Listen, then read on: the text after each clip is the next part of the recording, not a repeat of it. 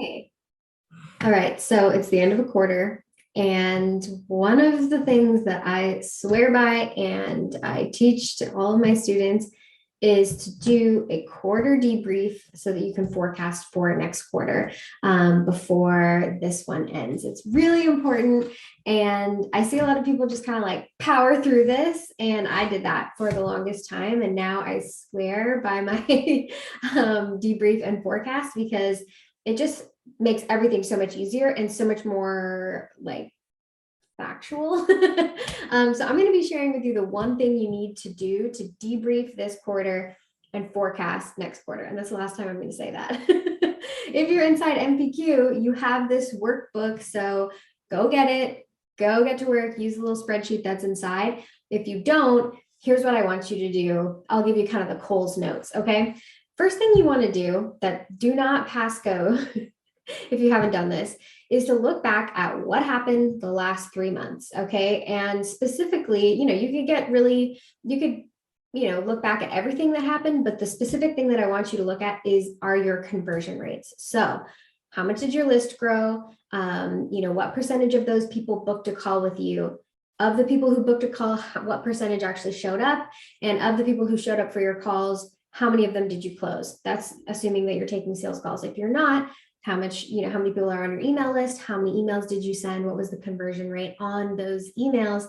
How many sales did you make in relation to whatever you're doing to get that sale, whatever your pre-sale process is, whether it's emails, if it's a launch, whatever it is.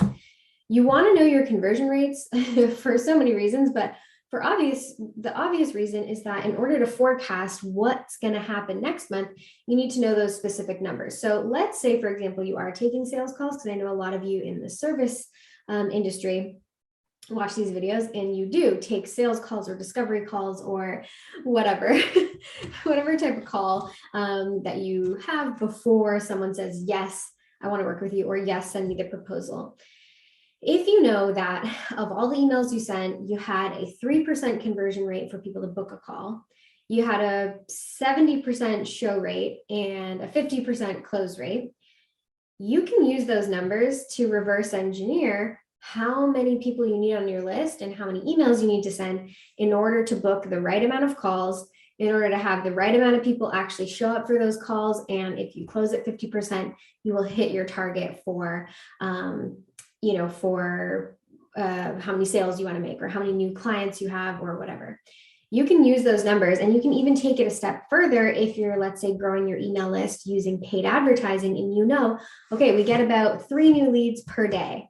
So you can kind of gauge, okay, if we have 3 new leads per day, and I know 3% of those leads take me up on booking a call, and 70% of those people actually show up to the call, and 50% of the people who actually showed up purchase from me, I'm going to make this much next quarter, or I need to increase that number so that now we're getting 5 leads per day, or whatever it is. And I know that I'm getting kind of like into the numbers here, but hopefully you're following along. I'm sure you are.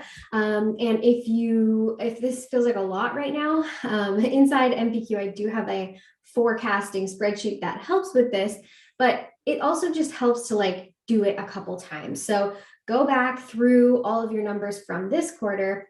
But also, if you want, you can go check back on Q4 of last year, or like look back at a few quarters to get maybe, some more reliable numbers. If you're not booking so many calls and you're like, okay, 50% of people showed up this quarter, but I only booked, 10 calls. So it's not really like the best number to go off of for a full forecast of next quarter.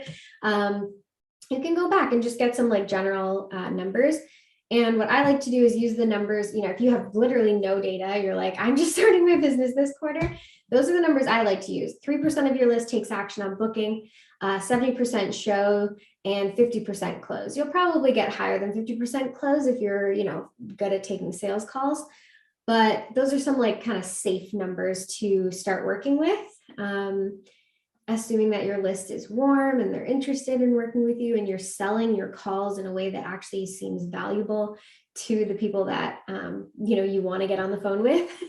But again, that's a conversation for another day. For now, I want you to just ask yourself, what happened last quarter, what worked, what didn't work, and what are my conversion rates. Then use those conversion rates as well as some qualitative data on like what worked and what didn't work to forecast. All right, here's what I'm going to do next quarter, and here are the conversion rate. Using those conversion rates, here are the numbers that I need to hit in order to get to this target of 15 calls booked or of 5 new clients or whatever your goal is. So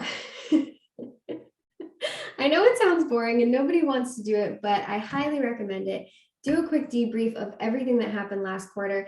Use this time to also check in on some things like what, ask yourself about what things made me feel really satisfied in my business, what things really drained me. You can get into a little deeper into some other questions as well to kind of, be a little more intentional with the way you're running your business, and to plan for next quarter on where, some of the things you're just not going to do anymore, or some of the areas that you want to carve out more time for in your calendar. All right. I hope you enjoyed this, and I hope that you'll take me up on actually debriefing and getting those conversion rates so you can have an epic next quarter. Bye.